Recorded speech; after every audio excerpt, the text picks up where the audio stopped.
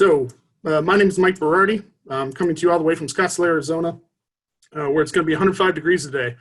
I would have loved to have been in Greenville, but big thanks to BSides for putting together this virtual conference to allow me to refine myself as a speaker and provide some information on a practical topic such as a password spray to anyone who is attending. But I'm new to the realm of virtual or physical conferences, but I've done a lot of presentations in the past to clients in regards to penetration test reports. But my goal today is to provide some clear and concise information to everyone to be able to digest it, ranging from, say, a student all the way up to management. But it could be a bit of a review for red teamers or pen testers, where password sprays are typically a normal tool in the toolbox. But they might be able to get some takeaways in regards to specific tools that I use or specific angles of approach that I would utilize. But overall, password spray is a good tool by testers or attackers to get initial foothold in an environment, which could range from low-level privilege level user to obtain a password, or in the case of a privileged user. But a couple quick things about myself. Let me go ahead and hit the next slide. I'm a pen tester with Avernium. I work out of the Phoenix, Arizona office. We do have offices in Knoxville, Tennessee as well, and we have users spread across, we have employees spread across the whole country. But before I became a pen tester, I had a lot of admin engineer experience and a security focused role, working in both traditional and cloud related infrastructure. I have a degree of sales and management experience, nothing too high up the ladder, but it is safe enough to mention. Second bio, a little bit out of the norm, but I used to be a professional MMA fighter, professional musician, bodyguard, security guard, chauffeur, all at separate times. Own 2 small businesses, and I love to play poker. Now, hey, Mike, just 1 second. We can see you, but we can't see your slides. So you might want to share your slides, share your screen that way. Let's see. Let me try a different route. I apologize. No worries.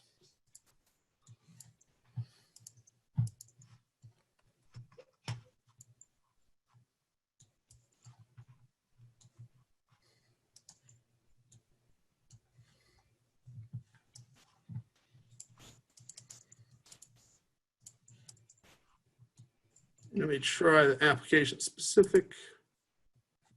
All right. Can you guys see PowerPoint right now? No, sir. We still just see your smiling face. Okay.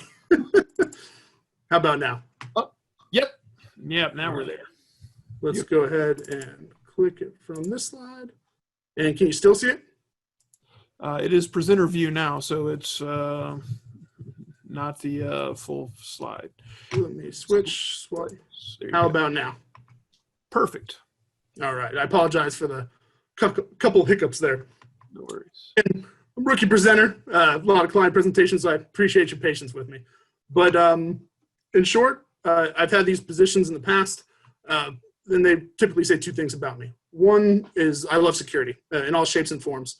And 2, these specific positions have allowed me to perform better in my penetration tests in regards to social engineering. So it is a little bit of a different aspect to present about myself. But enough about me. Jumping into the agenda, we're going to go over a handful of topics. We're going to talk about a password spray and what the definition is, and what it is and what it isn't. What are some of the misconceptions associated? We're going to go into the impact, and then we're going to go into the offensive tactics on how to actually do the password spray at a high level or relatively high level. But I'm going to focus more on building the attack and targeting the attack, which is probably one of the bigger takeaways. We'll visit defensive techniques on what to look for and how to defend yourself against password sprays, and then ultimately answer the question, what is the password sprays are still a concern. But additional incentives that we're going to provide, again, practical information. You're going to learn to defend your infrastructure, implement change in policy and procedure if needed, and ultimately the largest takeaway would be to have the proof be in the pudding and be able to password spray yourself as a different method of defense. And I'll have some key questions for gift cards and attempt to buy your patience and stay engaged for a rookie presenter. But what is not a password spray? Some of the misconceptions and comparisons that I've run into while going through and presenting this, the reports and so forth to clients and the results, I guess you could say, as I'm bumbling, is a lot of time people perceive it as a brute force attack. Where a brute force attack, I like to analogize as a hammer. You'll have a single user, and you'll be trying multiple every variations of every possible password. As time goes on, you'll eventually hammer through that wall. Where that's not the case with a password spray. A dictionary attack, in my opinion, is more of a giant key ring. You have a whole bunch of possibilities, but it's not every possibility in the world, a little bit more of a refined attack. Where a password spray, the best analogy that I like to use is that it's like a rekeyed lock. You have the same key that can open up multiple locks. It's not a perfect analogy or a comparison, but we'll expand on it as we get deeper into the talk. So what is a password spray? My definition of it is attempting to authenticate against all users using a common password that still meets complexity requirements. Some of these examples are winter 2020 and a £sign or a hash symbol. Most commonly, those seasonal year combinations typically have a degree of success. We also see a lot of company name, 123, 123 exclamation point, or password 1 exclamation point, where the big thing to take out of these examples are that they meet the complexity requirements of Active Directory often, if it's a decent level of complexity, and they're relatively long. So that's why people think they can utilize them, and that's how we take advantage of those passwords. But as far as impact is concerned, two notable examples would be a Citrix breach reported by Forbes in 2018 over Christmas time, where 6 terabytes of data was obtained. I like to reference that it was around the holidays, and in turn how it was tied to the Forbes article. But a lot of the time, even on physical pen tests, the holidays come, people don't pay as much attention to the logs or security in general because everybody's kind of checked out and ready for the holidays. I've had success even on physical pen tests where I need to bypass a lock. It's 3 p.m., traffic before the holiday weekend is slowed down, and that's typically a more advantageous approach. So that does apply to password sprays as well. Second example would be political attacks reported by Wired. Iran and U.S. controversy in recent history resulted in APT 33 doing some attacks with password sprays against the U.S. electrical grid. But outside of these major news articles or relatively major news articles, I've had a lot of success with password sprays against clients and doing pen tests, typically in 4 different options. One being no credentials required. I don't get anywhere. It happens. Number 2, we initial foothold into an environment, low-level user. Third would get lucky, get a user of, say, mid-level, maybe in healthcare, often it's a nurse, and then that nurse has those credentials reused through Active Directory, then I might be able to reach an EMR. Fourth example would typically be somebody with privileged access or an executive that doesn't have good security hygiene in general, and you can further exploit the situation. So those are some good examples of overall impact tied to a password spray. So all in all, sounds kind of easy. Well, it kind of is and kind of isn't. So there are a few things that you need to create a password spray. 1, being a valid target. 2, a list of users. And 3, a list of passwords. So if I can get back to my screen properly, let's see if as I jumped out of my smoothness here is lacking from this slide. But if I could get some assistance, but I'd like to call out to, let's see, I'm on this presenter again as display settings, swap. All right, so can you see my PowerPoint again? Does that sound good? I was trying to pivot to my chat window. We're good. It was proposed to the group to shoot out an answer in the chat as a valid example of a target for a password spray. So let's see. Just want to kind of get to my chat. Let's see. I'm typically chat. Bam. OWA. Bogey, do me a favor and shoot your email address to the chat, and then I'll be able to send you a $25 Amazon gift card. And I'll do 2 more after that. That's probably the easiest and simplest question. Let's see. All right, and can everybody still see my slides? Make sure I'm not messing anything up. Yep, you're good. Cool. So Bogey's the winner on that one. I appreciate everybody's patience. So moving on, valid target would be OWA portal. Typical concept, and hence the next slide. A lot of companies still have an Exchange server externally facing and have an OWA portal, even if they've migrated Office 365. A lot of the time, I'll run into a scenario where I can still test against this web page, and even if it doesn't get me direct access to their email account, it'll confirm the credentials with some type of response or queuing me or having me click a link to visit Office 365. So that's a good manner to at least confirm that the credentials are successful or are not. Another good example would be Cisco VPN portal. Sometimes you can get remote access or obtain the client to install on your desktop and then get access from there. But the big difference between these two is that typically all users in the company have access to email. So the success of your password spray is going to be much better against an OWA portal, where up until COVID, most users didn't have remote access, or not as many had remote access, where it's much more refined as we get into the Cisco VPN portal. It'll be not more refined, but a lesser pool of success. So that's a factor to keep in mind. Now, in order to build the list, as I mentioned, of your users, there's a number of open source tools that you can utilize. These are some examples that I use, and I'll go into each on a high level, but there are many others that you can use online. But this is really where a big takeaway is: building the user list that you're going to use for password spray is really indicative of your success. So as an example, the Harvester, old tool in my mind, but I don't have too much success with it. I do get a handful of users to get my list started, but it's typically pretty solid in the sense of deducing the formatting or the nomenclature of an email address, which can in turn lead to a username. Where with an OWA portal, sometimes it can be domain name / username versus a full email address. So we need to make those differentiations as far as how to apply your list to a password spray. But the Harvester will get you started. It's saved me on a few occasions, as well as Simply Email, where I've run into scenarios where usernames are first initial of the first initial, then the initial of the middle name, and then the last name, which is much harder to deduce off of other methods. But another potential option is hunter.io. It's a website that you plug in a domain name, and it'll give you a bunch of information and email addresses associated to users within that company. Great tool. It's free and paid, but it limits the number of requests, if I recall correctly. The next option would be Simply Email. I have more success with Simply Email than I do the Harvester, but you can also get the API key from hunter.io, plug it into Simply Email, get all your results in one place. It can do an HTML report. It can give it to you all in text. That's pretty much my favorite option is Simply Email, where you get the most reliable results, in my opinion.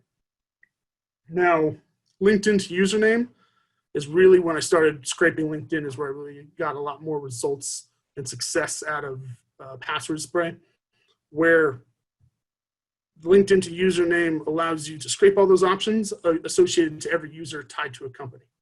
And then, so you can get the whole list of your company. You got 500 people in the company, you get every username presented in various outputs, whether it be first initial, last name, first name, dot last name, and so forth. But for another Amazon gift card, what would be a common defense that people utilize from all levels to prevent their information from being scraped off of LinkedIn?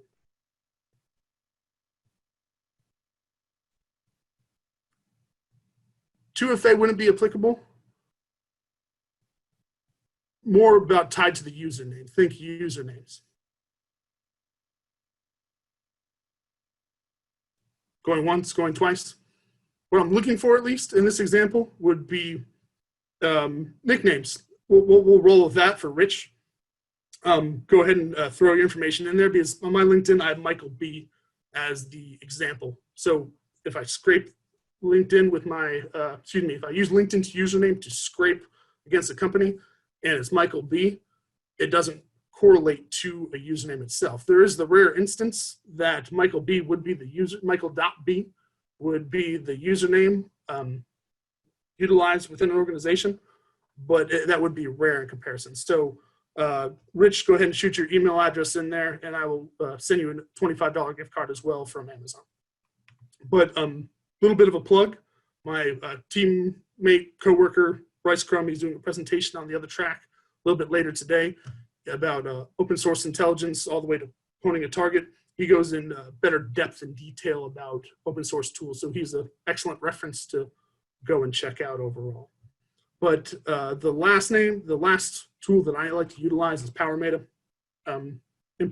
Generally speaking, input your domain name. It'll pull documents throughout the internet, and then you can search them for open source intelligence in the sense of getting onboarding documents or anything public that they have as far as documents. But it'll pull through the metadata, it'll pull the authors and expand your list as far as the password spray list that you're trying to generate.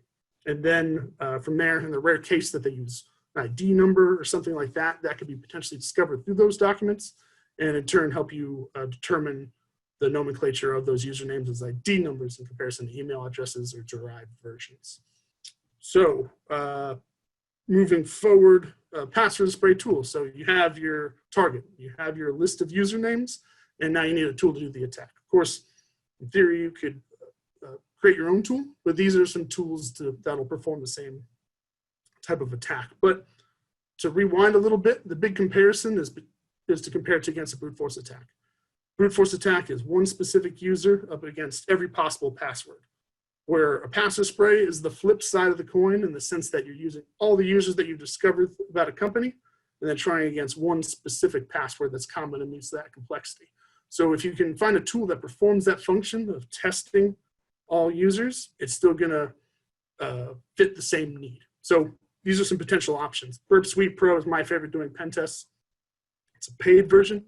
In the sense, I believe it's $500 a year, approximately. But the community version that's free, it's already on Kali. You can install it on your Windows desktop, et cetera, et cetera. You can get the feel of how to do a password spray and at least learn how to do it using the community version. OAuth free tool, perform the same function. Domain password spray by DAFhack. Great tool when you're actually on a Windows machine and that's tied to a domain name. It pretty much automates the majority of the process. There's a lot of options, but high level speaking, that's a great tool. And even good old Metasploit has an OWA login tool where you can just select one specific password and input your list of users. But again, that's all tied to the ultimate need of doing a long list of usernames, all tied to one specific password. And then rotating that in theory every 30 minutes, but I'll go into that a little bit further. So a brief high level example of doing a password spray. Burp Suite, as other tools do, they can act as a proxy to intercept a request. So you're logging into your Cisco VPN page, as we can see here. I redacted some host information a little bit sloppily, I apologize. But this is the post request, meaning you log in with your username and password, press go, Burp Suite intercepts it. You can forward that to the intruder module within Burp Suite, and then you see this screen here. We're gonna go ahead and look at the username and the password field. Password 123 pound is the password I'm selecting in this instance. You would just manually change that every time that you're gonna do a test utilizing the intruder module. You'll select the username field so that way you can, as the position for your payload, and then you'll go to the next screen, which is your payloads tab. From here, you'll input your list of usernames that we gathered through open source intelligence. For me, I didn't want to redact pretty much the domain name and the username for every single possible user, so I just put in a quick, simple list of derp, derpster, derpist, etc. But you could just press the load button here and upload the list that you acquired through open source intelligence and potentially refine depending on the nomenclature or formatting of the username that you're suspecting is correct. Now, from here, there's some more depth as far as going to the options tab, redirecting with cookies and so forth. But I would recommend going and finding a good password spray article that's going to go more in detail in step, but this is overall pretty high level. After that, excuse me, apologize, you would press the attack button, and then you would see a list of results. You kind of have to redact some information. It is hard to create a whole entire environment, another company to actually provide a sample or do like a live demo. But you'll see 1 through X, depending on how many users you acquired through the password spray. But the thing to identify is the length column here. So you'll see your status 200, and then you'll see the length, and the majority of the time you'll get the credentials won't authenticate. So after they don't authenticate, you'll see a comparable response throughout the list, but if you're successful, you'll get a variation in that length. So once the attack's complete, you can circle back, click on the length column, and then it will resort, and then potentially based on that variation and the response in the length, you'll be able to determine what credentials or what username were successful against the credentials that you provided in the test. So overall, that is the best. That is how you indicate whether or not the password spray was successful in confirming or getting those credentials. So, brief recap for this phase of the talk would be that with a password spray, you need a valid target. Typically, anything that involves authentication, ideally tied to, say, Active Directory or some type of governing system. List of usernames through open source intelligence, and then you need to create a creative common password list. Typically, I like to say, should have mentioned it earlier, but I like to aim for 24 passwords that are creative and similar to the examples of seasonal year combinations, company name 1, 2, 3, etc. Now, the reason why I say 24 is that you need to execute the attack every 30 minutes or so, because that's the most common lockout time period if you were going to do X amount of attempts. Say, I always assume it's 3. So 3 failed attempts, you're locked out for 30 minutes is typically what I assume. Not always the case, but it's a good, safe way to do it. So if you're going to do your attack, you want to schedule it every 30 minutes. Okay, if you have 24 passwords, that means that the attack could take 12 hours overall to attempt all of those passwords. And that's assuming that you're getting the username and the username nomenclature correct, which is also, unless you can determine it through additional open source intelligence, it's a bit of a guessing game, but you have to err on the side of caution and use your best possible deduction. But overall, still could take 12 hours to execute. So you need to start this attack early in order to get it done within the realm of a pen test, which is typically a limited time period where an APT or an attacker wouldn't have as much of a refined time frame and can attempt as much as they would need to over X amount of time. But besides that common word list, you need the tools to fit that need of, instead of a single password and every single user and every potential password, you would just need the reverse in the sense of a tool to execute all usernames tied to one single password, and then the ability to attack. So that's a brief recap of what we talked about so far, but tied to the theme of password sprays, are they still concerned? You'd be like, okay, we have MFA or 2FA. Shouldn't that shut it down? Sure, in most cases it does, but there's always exceptions where not all users necessarily have it enabled. And this could be for a handful of reasons that I've seen in the past. One could be a new user. They don't have it implemented and have it in place, or IT doesn't audit against it. It could be a sweetheart type of situation where you might have an executive of a specific department where they have an exception that this user doesn't need it. He doesn't want to deal with MFA, 2FA, so forth and so on. But most commonly than not, in my opinion, credential reuse is an issue in the sense of it's not tied to every application. I've seen, in my experience, a lot of the time doing that Cisco VPN portal being a valid test. I get success with a password spray, get credentials, but I run into 2FA or MFA. But I find another target from a different portion of their environment. I'm able to access that because they don't have MFA in place in that specific location. Now, there's some argument between 2FA and MFA. Jacques Lucas is a coworker of mine. I believe he was one of the first, if not the first, to do a SIM swapping study in regards to cell phones and the legitimacy of using 2FA versus MFA. But that's something to check out at the Verdian blog if you have a chance. But besides not having it enabled and being able to get into other applications that don't have MFA in place, the other factor that is often not looked at is service accounts. And people often think, okay, service accounts are an external. If there's an external issue, it's not really a factor. Okay, well, what about internal attacks? Which brings up to the next slide, which is internal attacks. Rogue insiders, most popular ever, debatably, is Edward Snowden. Rogue hosts on the network could have a lot of experience doing physical pen tests or have had experience doing physical pen tests, where tailgating in the door and not having proper security controls doesn't prevent you from plugging into a wall and getting an IP address and an initial foothold. But it's still a valid concern tied to not disregarding the factor of an internal attacker being an issue. And then, of course, compounding onto that, internal pen tests, you run into guys like myself that are going to be inside your network and running the test. Hopefully, it'll be more white box and you'll have awareness on it, but that's typically a different conversation. But so internal password sprays, what's the difference between that and external? Well, it's the same, but it's different. Internal password spray, you still need a valid target. You can use the list that you've already enumerated online for users, and you can essentially use the same tools. But some additional factors is that the targets can be a little bit different.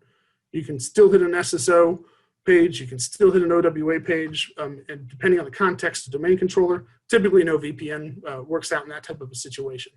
You still can enumerate additional users and service accounts through various methods, through SMB ports, net commands, etc. And then there's additional details that I'll go over. But for the final question that I had for an Amazon gift card, and this is relatively based on my mind, there's 3 possible things. But why would an organization, if they've already migrated to Office 365, still have an OWA server or OWA portal tied to an Exchange server still within their environment?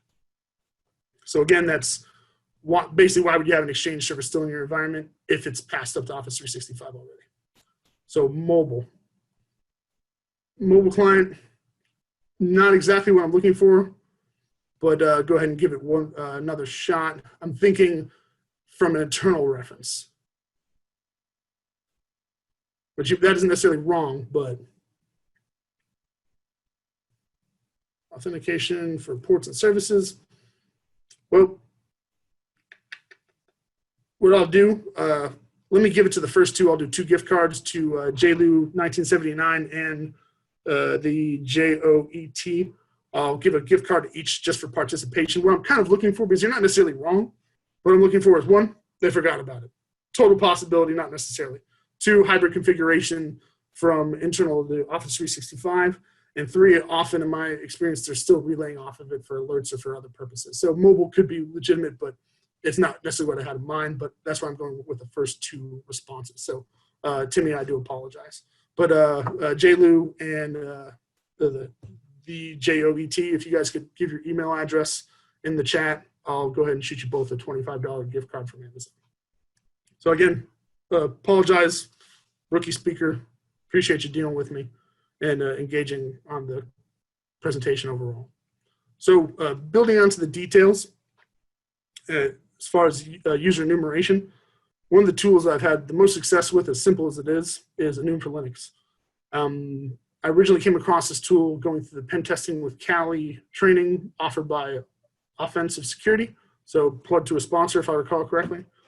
But if you have an open port that can receive null connection, you can utilize Enum for Linux. Typically, this is only real successful in a couple of situations I've seen, but it saved me in a handful of contexts.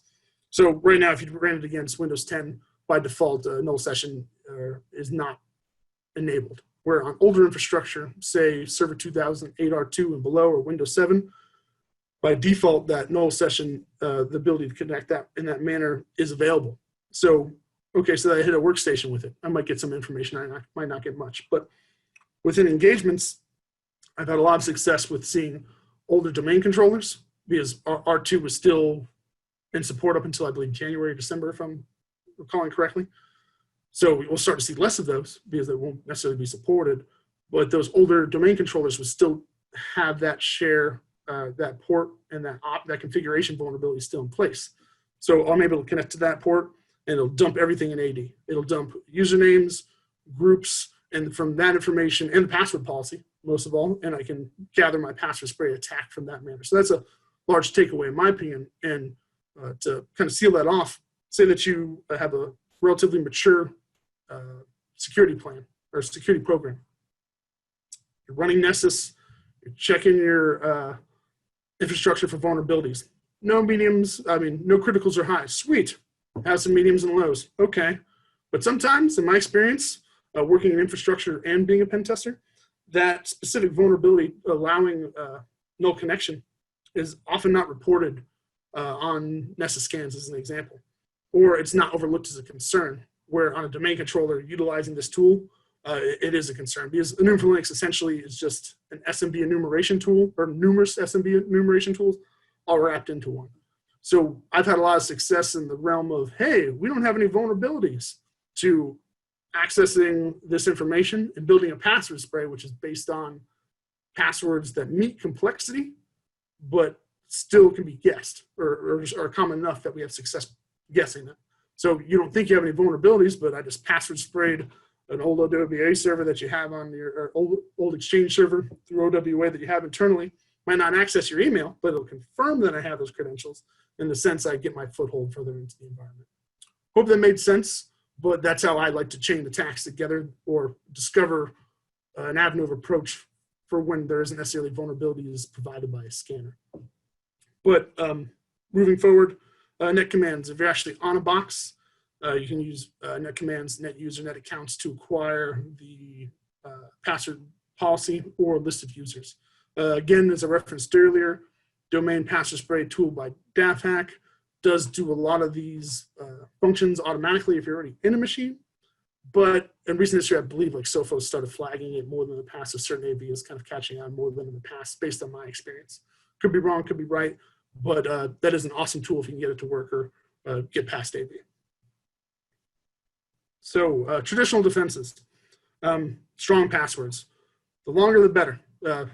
You could, if you have 8 characters, you're typically going to run into some issues where you have users that are going to have those common passwords. Typically, a good rule of thumb for a password spray in general is that, hey, 100 users, it's going to be close to really having any success on that organization doing this type of test. Say that you're a small dev shop, 20 people, 5 people, password spray typically isn't going to have much success. But small, medium business, 100 people, I typically have seen a little bit of success. 500 people typically hit even more, and then it scales up from there. So it all depends on how strong your password is to prevent the possibility of having those common but still meeting the complexity requirements passwords. So traditional defense, increase your the length of your password, not even necessarily the complexity, but the length. That's why a lot of people say use a password phrase versus a password. But refine the password policy in actual paper, so that way people need to adhere to it in that manner and actually enforce it with an Active Directory, so it forces users to actually adhere to it versus assuming that your combinations are clever and easy to remember. But having MFA everywhere also is a good traditional defense, and of course security awareness training. Make your users aware that, hey, these common passwords aren't the best route to go, and to use more of a passphrase in addition to some numbers and characters and so forth. But those are all your traditional defenses. Some alternative defenses would be don't rely on lockout detection. Now, using a specific application in mind, not a specific application, but applications in mind, you're not going to get locked out if you're doing a password spray because you're doing it every 30 minutes. You're avoiding that a number of lockout attempts, so it's harder to detect. If you focus more on IP address, you're going to see multiple attempts coming from an IP address. So I'm speaking at a high level, but that's a good alternative defense to detect an attack in comparison to, say, brute force, where they're going to get locked out, and you're going to see the IP address request coming from that same IP. Let's see. Password spray yourself is typically the best proof in the pudding and the biggest takeaway I'd like to push from this talk. Take the information I provided, and if, of course, approved upon your organization and so forth, do a password spray internally. Find those users that have those common passwords and have them change it and educate them so that way they don't do it in the future. So ultimately, that's a big proof in the pudding takeaway. Offensive countermeasures. This is kind of a large rabbit hole, but is typically more of an advanced or alternative defense sense of honey users. Generally speaking, open source intelligence having John Doe, typically not in that name, create a system administrator for that user. And if you can, track the authentication attempts against various sources for that specific user. Tying that to a honeypot. A lot of time, if you want to get a little bit more risky and if you have more of a sophisticated security program, okay, acquire those John Doe's credentials from a password spray, they get initial remote access, and then they use Bloodhound to determine that they have remote access on this specific host and they have local administrator privileges. But that happens to be a honeypot. So you can chain that together, speaking very high level, but that is typically the more alternative defenses in comparison to your standards of strengthening your passwords and having MFA in place, because MFA isn't in place for service accounts as an example. It's just an impossibility. But moving forward, in conclusion, appreciate your time, rookie speaker. Password sprays are still a concern based on credential reuse, not having MFA in place 100% and on all areas. There are a lot of internal variations of the attack, that people don't look for, or they assume they don't have any vulnerabilities, and we can chain that information together. And then again, go spray yourself. So open it up for questions overall. If I don't have the answer, I'll go ahead and get back to you. Or if it's something off topic that I'm not necessarily specialized in, I'll reach out to my team. Great team at Avertium. I love my job and learn something new every day. I have great team members such as Bryce Crum, who's doing this presentation in a little bit. I suggest you check it out, Open Source Intelligence Deponing. I believe that's the title, give or take. But thank you for taking the time for watching my talk. And I'll get those Amazon gift cards out to I've got those emails. I'll send them over to you here in just a few minutes, Mike. So thanks for your talk, man. It was really good. We certainly appreciate it. You mentioned you've got a few minutes here for questions, so we'll watch the chat, see if folks have any questions. We'll answer them now. Cool.